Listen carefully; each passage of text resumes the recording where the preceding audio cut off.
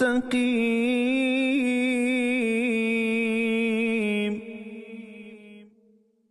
قم لوجه الله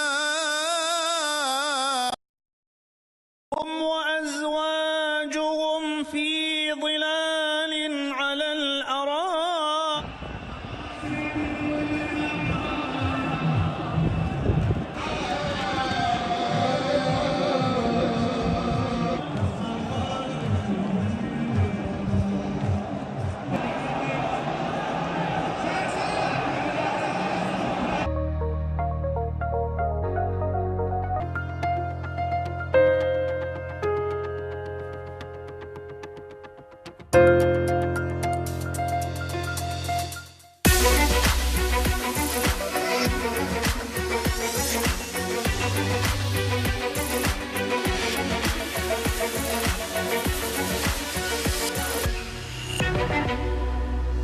Good morning. It is Thursday, the 9th of July. I'm Maeve McMahon and this is Europe Today, your morning fix of European news and analysis, live here on Euronews.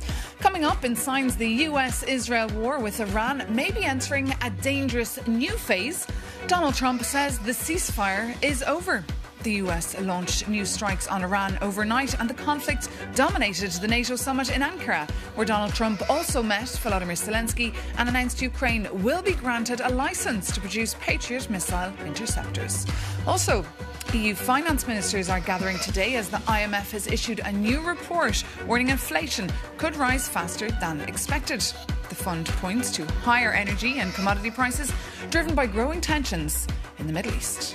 Meanwhile, as temperatures climb across northern Europe once again this weekend, new data confirms June was the hottest June ever recorded across Europe and the world's oceans.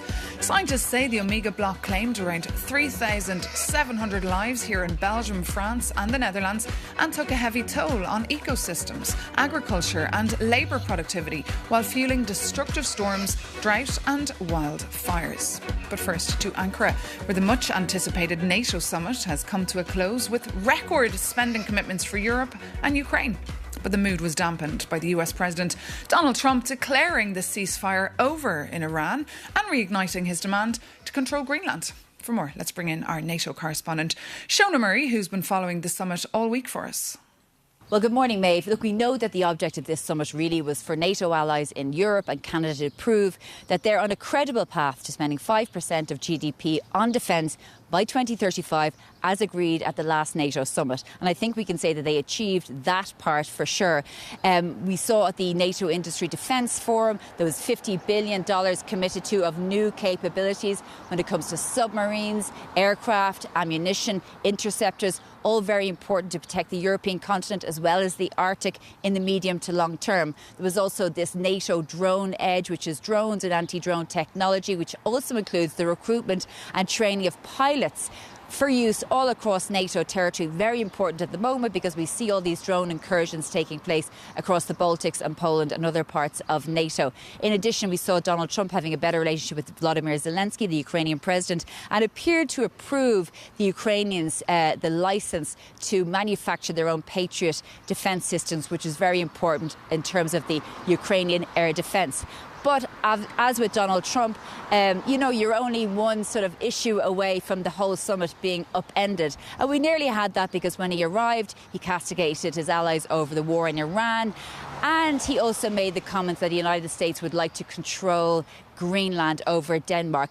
Take a listen to John Bolton, his former national security advisor, saying that Donald Trump does this just to court controversy. He's trolling people, as they say. In the first term, I was in his office once. He was dictating a tweet, and he told the person typing the tweet, capitalize all the letters in that last sentence, which a lot of people, drives them. It just is very, very distracting for people. And he turned and said to me, do you know why I just said that? And I said, no, why? And he said, because it drives them crazy.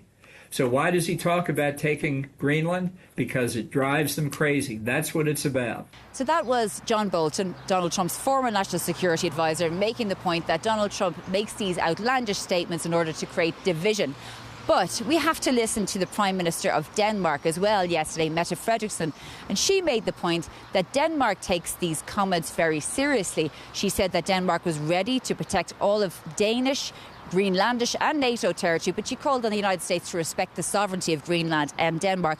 And I think it's worth also pointing out that the Prime Minister of Greenland just a few months ago said that when he met the US envoy to Greenland, that the United States had not changed a position when it comes to taking over or having Greenland. So this is still an issue that is particularly ongoing and should be taken seriously. I think that's the point as well. Maeve?